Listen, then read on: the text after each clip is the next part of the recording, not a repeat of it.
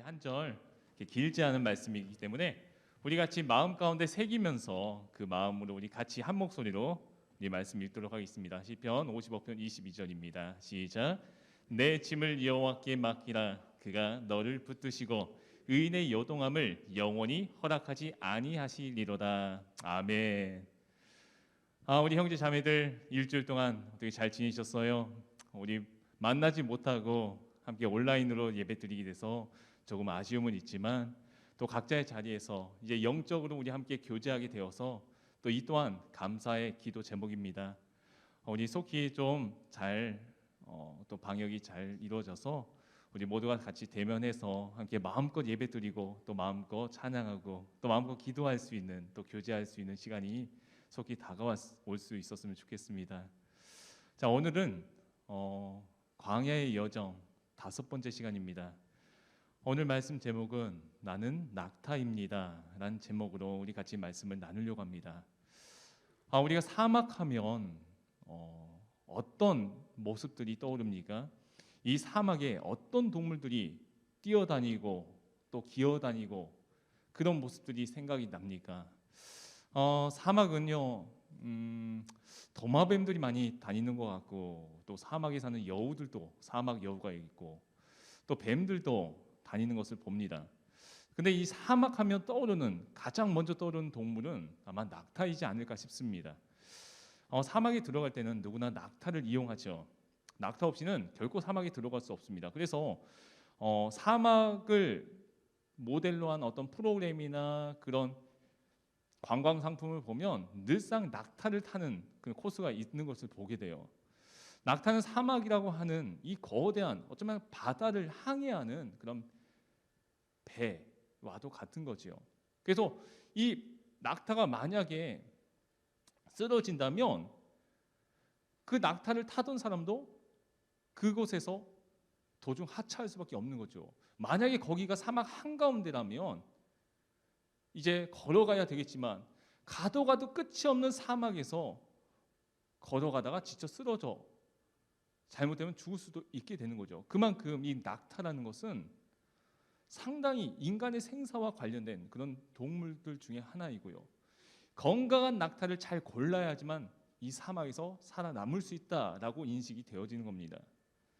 성경에는 낙타에 관한 많은 이야기들이 있습니다. 그도 그럴 것이 이 성경의 배경이 이 광야이기 때문이죠.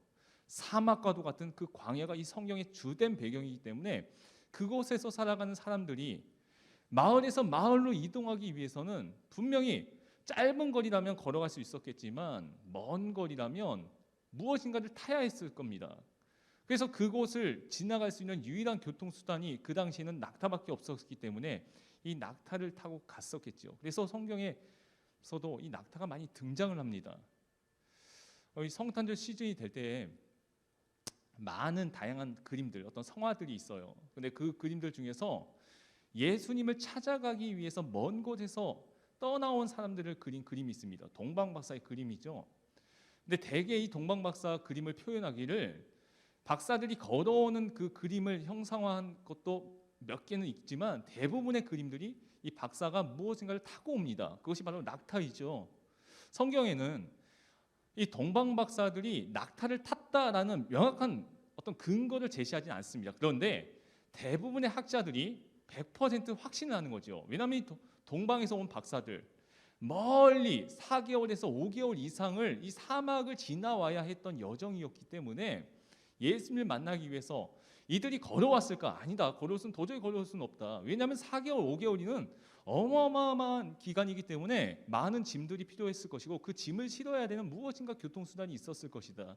근데 이 긴 사막을 다른 어떤 동물도 결코 완전히 완주할 수는 없다. 낙타만이 완주했을 것이다 라고 생각하는 거죠. 그래서 낙타를 타고 그들이 왔을 것이라고 모두가 확신하는 겁니다.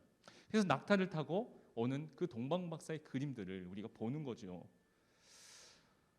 제가 군대에 있을 때 1년 중에 몇 차례 큰 훈련들이 있습니다. 대개는 이제 군 트럭을 타고 훈련장으로 가는 그런 훈련들도 있었는데 또 어떤 훈련들은 숙소에서부터 걸어가는 훈련이 있습니다. 훈련장까지 걸어가는 거예요. 근데 걸어갈 때 그냥 걸어가지 않습니다. 완전 군장을 메고 가는 거죠.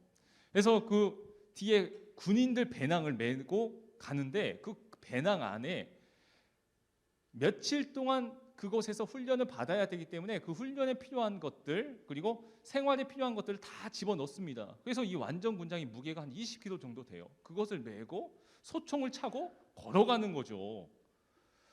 그래서 가끔 보면 중간에 조금 연약한 친구들이 있어요. 그 친구들이 중간에 거품을 물고 쓰러지는 경우가 있어요. 아, 이게 진짜 쓰러지는 건가? 좀 의심이 될 정도인데 얘는 안 쓰러질 것 같은데 쓰러진 아이들이 있어요. 그래서 이제 차를 타고 편안히 오는 아이들도 중간에 있죠. 근데 대부분은 군장을 메고 이렇게 힘들게 옵니다. 그래서 이제 목적지까지 그렇게 반나절 이상 거의 하루 종일 걸어서 오는데 유독 편안해 보이는 사람들이 보여요. 그 사람들 또 군장을 맸거든요. 근데 편안해 보이는 거예요.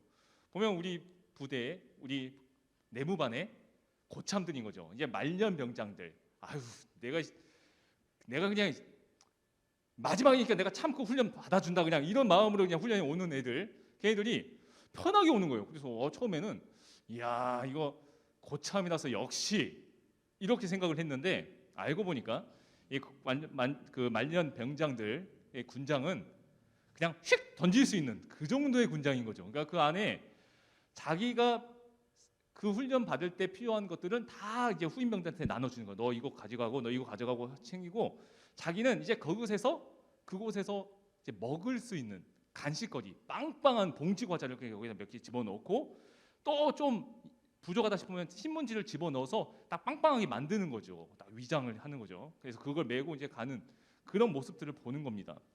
이 낙타는요, 평생 등에 짐을 지고 살아가는 어쩌면 고단한 인생을 사는 동물 중에 하나입니다. 하루 종일 등에 무거운 짐을 지고 뚜벅뚜벅 걸어가는 거죠. 우리도 인생의 광야를 지나고 있습니다. 그리고 누구에게나 무거운 인생의 짐이 주어져 있는 것이죠. 이 낙타를 보면 우리와 참 많이 닮았구나라고 생각을 하게 돼요. 우리의 삶이 광야라고 한다면 우리는 인생의 무거운 짐을 짊어지고 걸어가는 그 광야를 건너는 낙타인 셈인 거죠. 이 낙타는 아침이 되면 주인 앞에 와서 무릎을 꿇습니다. 그 이유는 주인님, 제 등에 짐을 실어 주십시오라는 이유이거든요. 그래서 주인은 이 낙타와 함께 오늘 하루 동안 내가 걸어갈 그 길을 생각하면서 이 낙타가 딱 감당할 수 있는 정도의 짐을 실어줍니다. 그런데 여기서 어떤 좀 욕심이 있는 주인들은 이런 생각을 할 수도 있는 거예요. 야, 그 길이 조금 먼데 다시 돌아오기는 좀 힘든데 이왕 가는 김에 조금만 더 실어 가자. 조금만 더 실차. 이런 마음으로 낙타의 등에 조금 더 실게 되면요. 낙타가 감당할 수 있는 무게를 벗어날 수도 또 있게 된다는 거죠. 그래서 낙타가 처음에는 잘 가는 거죠. 그런데 중간에 가다가 삐끗하거나 아니면 중간에 가다가 힘을 잃어버릴 수 있거나 쓰러지거나 넘어질 수도 있다는 겁니다. 그러면 주인도 낙타와 함께 그곳에서 하차해 버릴 수도 있게 되는 그런 불상사가 생겨버리는 거죠. 우리가 왜 인생의 무거운 짐을 지고 힘겹게 살아가는 걸까? 어쩌면 우리의 욕심 때문이 아닌가?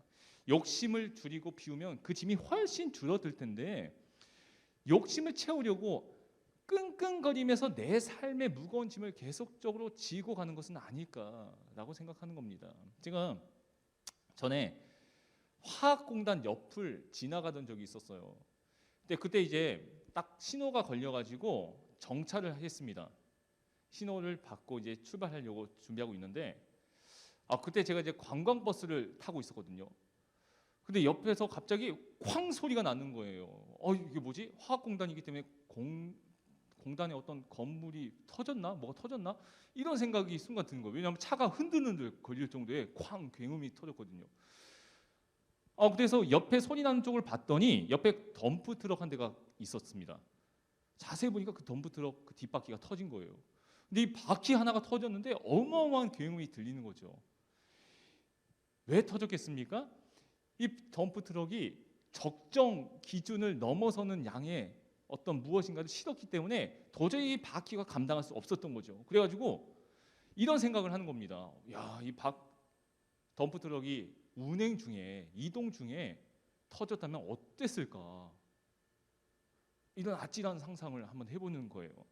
여러분 너무 욕심 부려서 많은 짐을 지려고 하면 안 됩니다. 너무 욕심 부려서 더 멀리 또 가려고 해서도 안 돼요. 질 수 있는 만큼만, 그리고 갈 수 있는 만큼만 가는 거죠. 남보다 많이 지고 남보다 더 빨리 가려니까요, 그 짐이 무거워지는 것이고 결국에 감당하지 못해서 쓰러지고 마는 것입니다. 우리 인생의 짐을 줄여야 돼요. 근심, 걱정, 염려의 그 짐을 내려놓아야 합니다. 그러면 우리의 삶이 한결 더 그 시간들이 가벼워지고 윤택해지는 거죠. 전에 같이 사역하던 어떤 목사님 중에 저보다 한 달 먼저 교회를 사임하셨던 목사님이 계셨어요. 근데 그 목사님이 저한테 이런 말을 하는 거예요. 내가 사임하면 바로 이곳을 떠난다라고 얘기를 했었어요. 그것이 어디였냐면 전 세계의 수많은 순례자들이 꼭 한번 평생에 한번 가보고 싶어하는 그 장소 중에 하나입니다. 바로 산티아고라는 곳이에요. 이 산티아고는 예전에 이제 스페인에 있는 한 길인데 한 2년 전쯤에 스페인 민박이라는 한 예능 프로그램에서 이 산티아고에 있는 한 집에서 그곳을 지나가는 순례객들을 대상으로 해서 숙박을 운영하는 그런 예능 프로그램을 찍어서 보여준 적이 있었습니다. 그래서 조금 더 우리에게 산티아고가 좀 가까이 다가왔었는데, 이 산티아고는요 성 야고보라는 뜻이에요. 그래서 마지막 종착지가 성 야고보의 무덤이 있는 교회를 향해서 걸어가는 겁니다. 그래서 아까 사진에 보면 약 800km 정도 되는 거리고 한 40일을 걸어가는 거죠. 그래서 이 가는 그 길이 한 4군데, 5군데 정도 상품이 있더라고요. 근데 지금 저 그림 같은 경우는 스페인에서부터 출발하는 겁니다.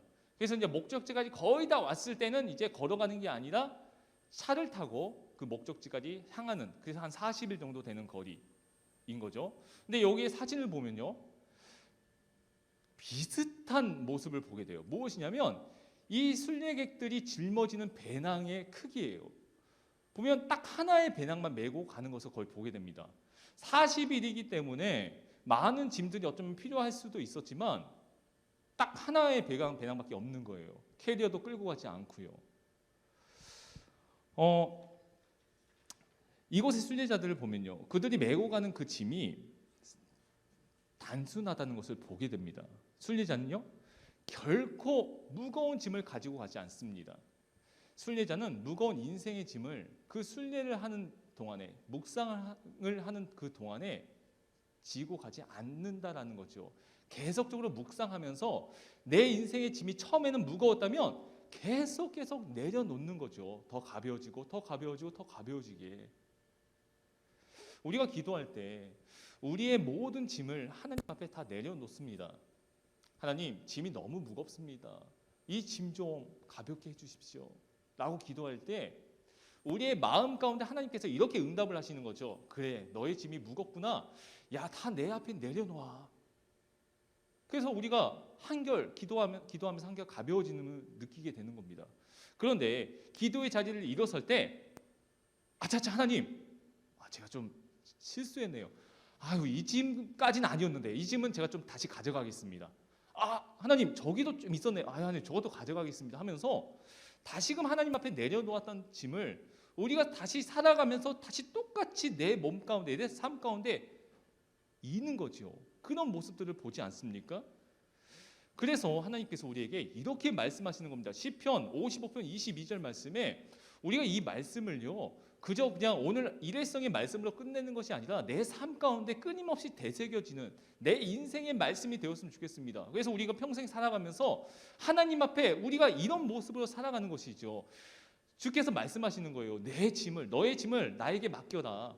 그럴 때 내가 너를 붙들어 줄 것이다 말씀하시는 거예요. 우리 인생의 모든 근심, 걱정, 두려움, 염려를 하나님 앞에 맡길 때 그 하나님께서 세상의 어떤 것도 나를 넘보지 못하도록, 나를 공격하지 못하도록 강인한 밧줄로 나를 동여매신다는 것이죠. 그래서 의인인 내가, 하나님의 자녀인 내가 세상의 그 어떤 것에도 결코 흔들리지 아니하도록 하나님께서 만들어 주신다라는 겁니다. 우리의 인생의 짐을, 우리 마음 가운데, 우리 삶 가운데 어려움들을 다 하나님 앞에 내려놓는 그 모습이 가장 중요한 것이죠. 낙타를 보면요, 조급해하지 않습니다. 항상 느긋한 것을 보게 돼요. 먼 곳을 바라보면서 느릿느릿 걸어갑니다. 그런데 이 낙타가요, 뛸 줄 몰라서 그 천천히 걸어가는 것이 아니에요. 뛰기로 마음만 먹으면 얼마든지 뛸 수 있다고 합니다. 이 중동에서도요, 사막 같은 데서도 전쟁들이, 크고 작은 전쟁들이 옛날부터 있지 않았습니까? 그러면 전쟁에 나가는 이 전사들은 낙타를 타고 다녔습니다. 그러니까 이 낙타는요, 시속 20km 정도까지 달릴 수 있었다고 해요. 이 전사들을 태우고. 그만큼 빨리 달릴 수 있었는데 이 자신을 알기 때문에, 이 환경을 알기 때문에 빨리 달리지 않는 것이죠. 그럼 왜 광야에서는 말을 타지 않고 굳이 낙타를 타고 가는 걸까? 우리가 생각하기에 말은 빨리 달릴 수 있으니까 이 말을 이용한다면 최대한 목적지까지 더 빨리 갈 수 있을 텐데, 이 더위를 더 빨리 피할 수 있을 텐데, 이렇게 생각을 하는 거죠. 그런데 이 둘의 차이가 여기에 있습니다. 이 말은요, 빨리 달릴 수 있지만 멀리 가지는 못합니다. 하지만 반대로 낙타는 천천히 갈 수 있지만 오랫동안 걸을 수 있어서 멀리 갈 수 있다는 것이죠. 그래서 사막에서는 말보다는 낙타가 이 교통수단으로 100배 많이 유용하게 쓰임 받는다는 것이죠. 사막에서는 결코 서둘러서는 안 됩니다. 사막에서는 살아남기 위해서 최대한 에너지를 보충해 두어야 합니다. 필요 없는 일에 낭비해서도 안 되는 거죠. 그래서 낙타는 달릴 수 있지만 달리지 않는 것입니다. 빨리 가려면 혼자 가라. 그러나 멀리 가려면 같이 가라. 이런 말이 있습니다. 여러분, 이 말 어떤 뜻입니까? 사막은 혼자 건널 수 있는 곳이 아니라는 거죠. 광야는 혼자 걷는 곳이 아니라는 거죠. 함께 걸을 수 있는 누군가, 함께 할 수 있는 누군가가 필요하다는 거죠. 반드시 누군가와 함께 가야 합니다. 그리고 남보다 앞서거나 또 남과 경쟁하려는 그런 마음도 버려야 합니다. 얼마 못 가서 쓰러지고 마는 거예요. 여러분, 우리는 어떻습니까? 언제나 다른 사람들에게 지지 않기 위해서 안간힘을 쓰면서 끙끙거리면서 살고 있지는 않습니까? 헐떡이지 않아요? 근데 낙타는요, 절대 헐떡이지 않는다고 해요. 헐떡이면 이 수분이 증발해서 자신의 체온이 떨어지기 때문이죠. 그래서 결코 헐떡일 정도로, 숨이 찰 정도로 빨리 가지 않습니다. 천천히 그냥 가는 거죠. 그것이 바로 이 낙타에게 있어서 생존 전략입니다. 그럼 오늘 우리가 어떤 이 삶 가운데서 광야의 여정을 걸으면서 어떤 생존 전략을 가져야 될 것인가 한번 생각을 해봐야 되는 거예요. 제가 2016년에 마라톤 대회를 한번 참가한 적이 있었어요.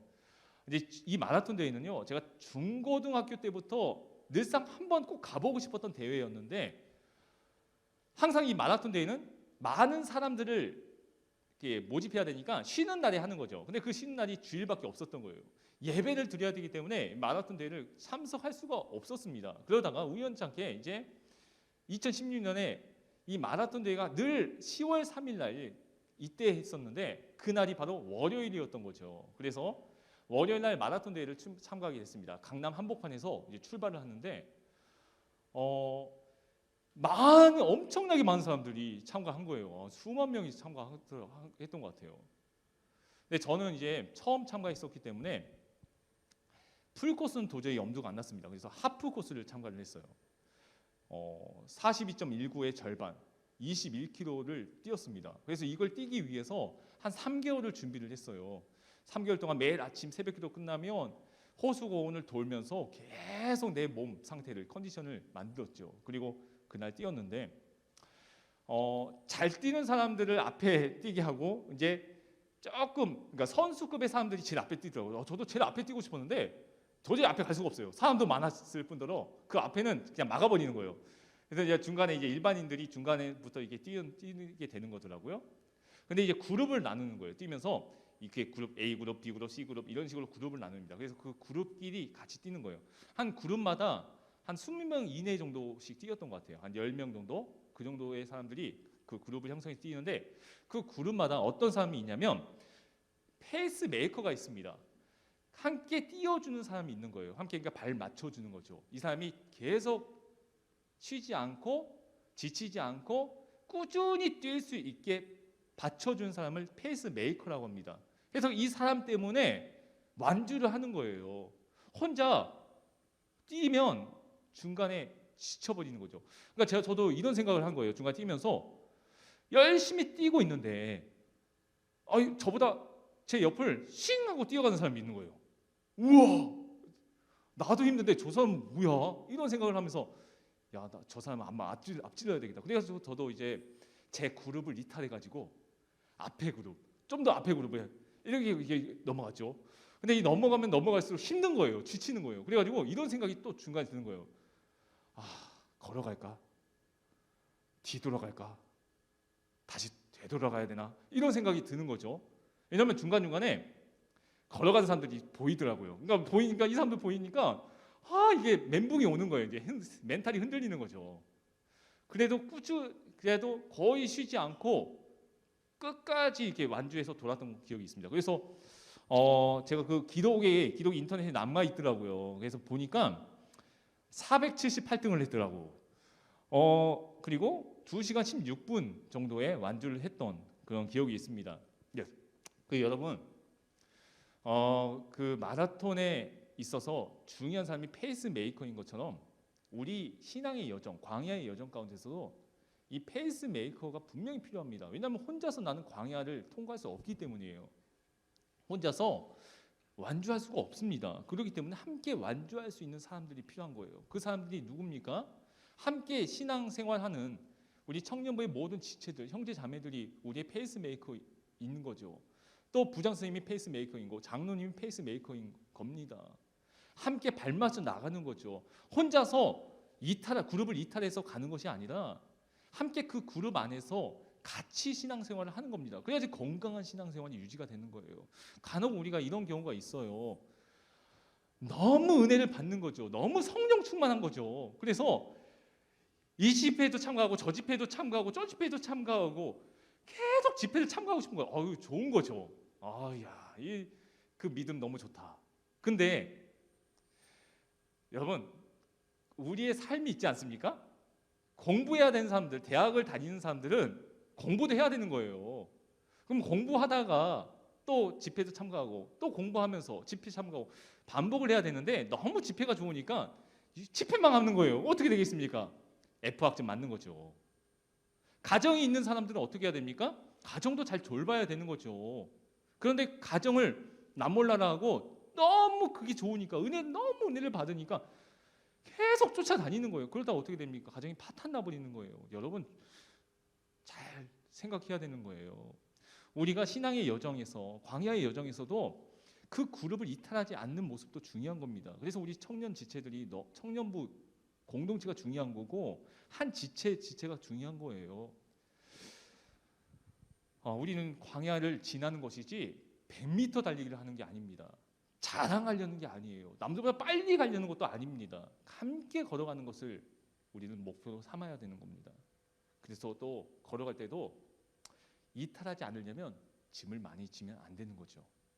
조급함, 서두름, 과욕 때문에 쓰러지는 사람들이 얼마나 많은지 보게 돼요.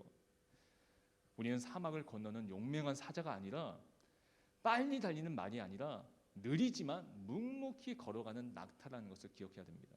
이 낙타는 뜨거운 사막을 지나면서 이 하루든 이틀이든 일주일이든 물 한 모금 마시지 않고 간다고 합니다. 이게 어떻게 이게 어떻게 가능할까? 마치 슈퍼맨 같은 그런 존재인 거죠. 근데 이게 그 이유가 있더라고요. 이 낙타는 물을 안 마시는 것이 아니라 몸 안에 물로 바꿀 수 있는 그 지방을 충분히 비축해 뒀다고 합니다. 그래서 낙타 등에는 이 혹이 볼록 나와 있지 않습니까? 그 혹이 크면 클수록 그 혹 안에 지방이 많이 내장되어 있는 거예요. 그래서 사막을 지나면서 충분한 그 필요한 에너지를 여기서 충당하는 겁니다. 혹에는 이 지방이 저장되어 있어서 그 지방을 분해시켜서 수분을 보충을 하는 거죠. 그래서 혹이 더 볼록하게 솟아져 나와야지 건강한 낙타구나, 오랫동안 사막을 지나갈 수 있구나라고 사람들이 생각을 해서 더 비싼 값에 이 낙타를 살 수도 있다는 거죠. 이 자동차에는요 연료 계기판이 있습니다. 그래서 이 연료 계기판을 보면서 우리가 운전을 하지 않습니까?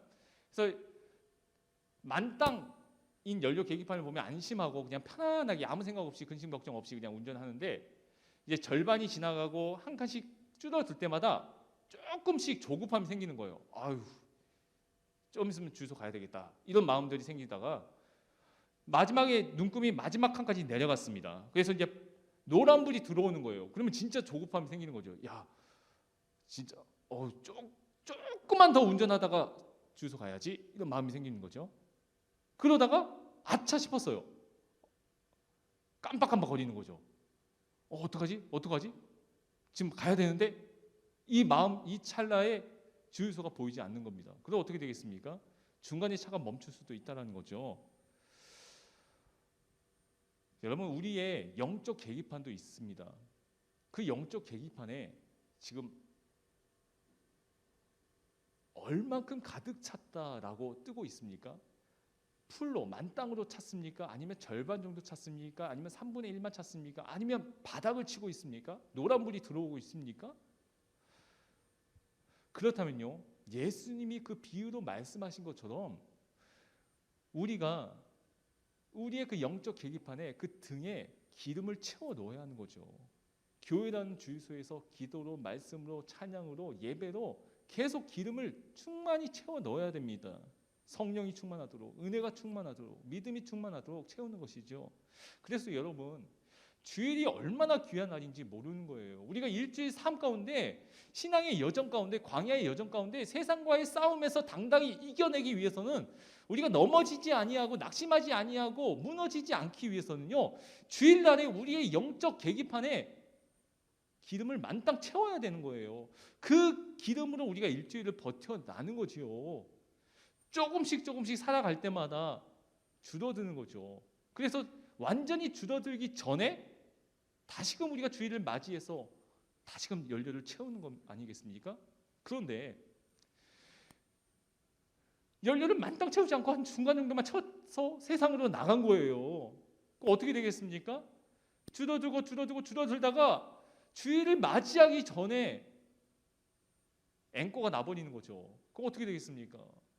영적인 바닥을 쳐버리는, 낙심하고, 그래서 교회에 나오지 않고 신앙이 무너져 버리는 경우가 얼마나 많이 있습니까? 그래서 여러분, 하루하루의 삶도 중요한 거예요. 우리가 새벽 기도를 드리면 너무 좋겠지만, 그래서 계속 새벽 기도를 통해서 영적 충전을 하면 너무 좋겠지만, 우리가 그렇게 하기 어렵다면요, 각자의 그 자리에서 말씀 묵상을 통해서, 잠깐의 기도를 통해서, 잠깐의 하나님을 묵상함으로 인해서 우리의 영적, 오늘 하루 살아갈 그 계기판, 영적 계기판에 기름을 채워 나가는 겁니다. 그래야지 오늘 하루 내가 승리하면서 살아가는 것이죠. 이것이 얼마나 중요한지 몰라요. 이 시간 우리가 예배를 통해서, 그리고 찬양과 기도를 통해서 우리의 영적인 혹에, 계기판에 그 기름을 충만히 넣을 수 있기를 간절히 소망합니다. 우리 이 시간 함께 찬양하겠습니다.